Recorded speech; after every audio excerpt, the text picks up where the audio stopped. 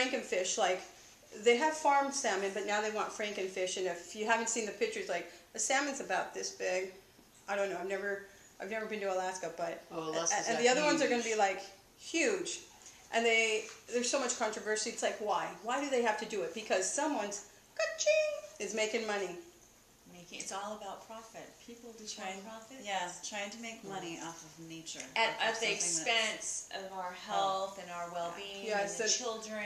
And I think one thing we really need to start, I think we need to become lobbyists. I think the women of Rawllywood, we need to go to Washington or something, and we have to say, why should they patent life? Why should they make money? Why should biotech companies like Monsanto and Sargento and others, why do they have to patent life? I mean, come on, it's illogical. And it's a monopoly on top of it. Yes, don't we have laws against that? Yeah, exactly. Yes, we do. Unless the FDA is in charge, then they're just But who's in the FDA now? Oh, someone that used to be a top person in Monsanto. we have reason to fear. And yeah, we do. Okay, how about prescription meds? Do you know how many people die every year from prescription meds? But they're like very hush-hush about it, because if people really knew the statistics, and I personally, I try real hard to never take antibiotics. The last time I went to the dentist, he said, you really need to take this. I took one antibiotic, started to use silver, and whatever thing I had, I haven't felt it since.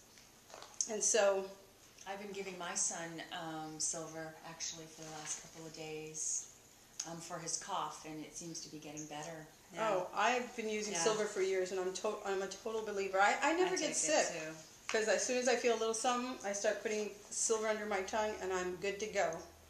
Okay, and why is there no ban on drugs that kill people? Because they are killing some people, and then it takes so long, and it's just so much. I mean, we're not saying to get off your medication and go against what your doctor's saying, but we're just saying if the medication is not making you well and you're becoming addicted to it, or suddenly you have another health problem, and then you have not a side effect but an effect, then you have to, I think, talk to your healthcare practitioner and maybe discuss other alternatives, right? Yeah.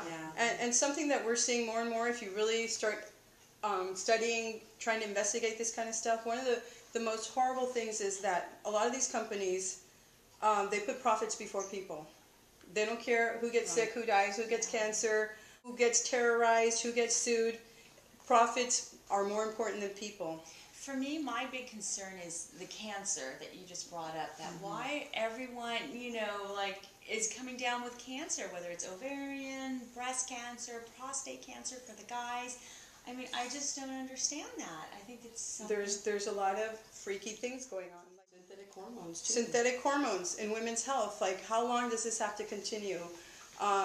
Bright Eyes here, she has a story. She is a victim of...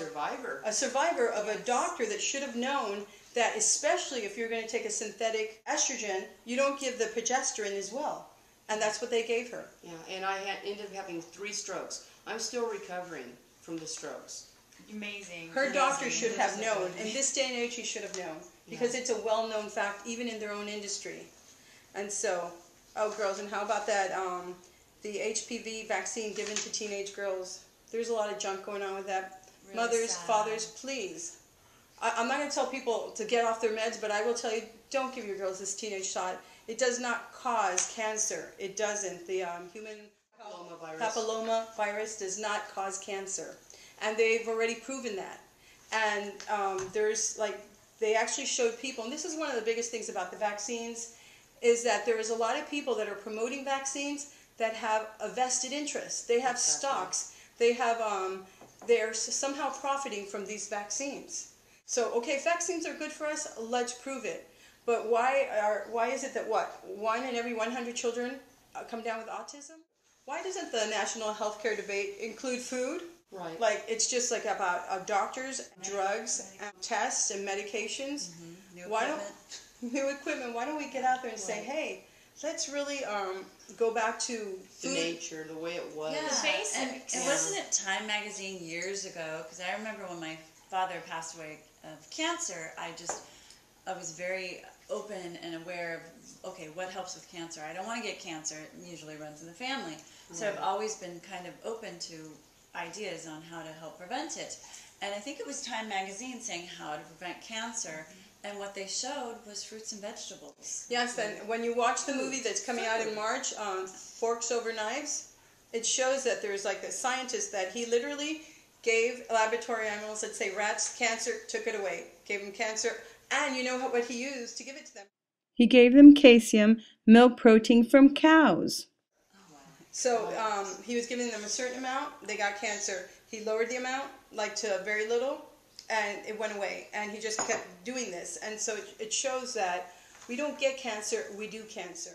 San Francisco has a movement going on right now where they actually, at the Capitol that they have there, they actually have an organic garden. They took burlap. Garden? No, it's right in front where their main buildings are. Right. They actually put it in there. That's nice. And they have the whole community working together on the garden. People are starting to get beautiful. proactive Yeah. on going Yeah. green. And I think we should visit there. Well, Yeah. In one of our episodes. I know Yeah. Myra has a beautiful garden, and so maybe we can talk about It's in your between garden. right now. But Right, I have, because the season I changed. got to show you my zucchini. It says white as my shoulders. It's like amazing. But isn't it interesting that when Obama went into office, that Michelle Obama planted an organic garden, and you haven't heard anything else about it that. since. But why do you think she wanted an organic garden? It's because she knew that she doesn't want her kids eating junk and toxins and chemicals. But you don't hear anything, because I think once you get in that position, Yeah, it's hard to. they shut you up. Right, they shut. Because there's too much money in all these people who are lobbying. There's too much money just being tossed around, and profits before people. Yeah, I think for me too, the FDA is just, just really, really too much, where they're getting to a point where they're being deceptive and deceiving and not telling us, the public, about what is in the foods. A minute ago, why does the FDA seem to favor big business? We talked about it, diabetes.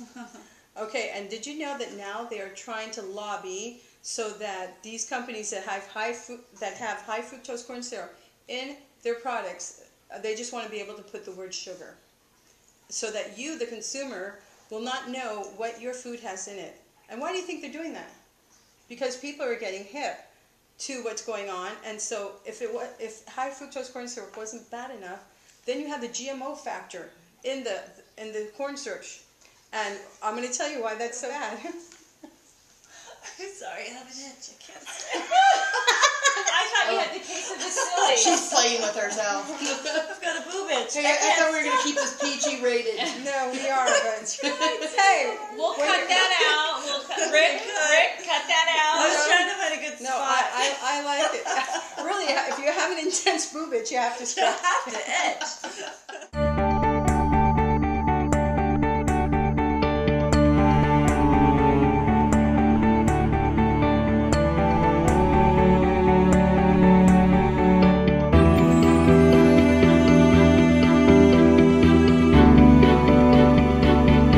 How does it feel being a genetically modified sweet potato?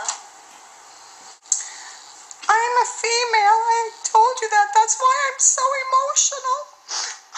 I'm a female, and I think they genetically modified me with a woman from St. Louis, Missouri. Yes, that's what I was told, and varicose veins ran in her family, and my eyebrow is even falling off. Look at that. My eyebrow is just like... Thank you, doctor. Thanks. I appreciate it.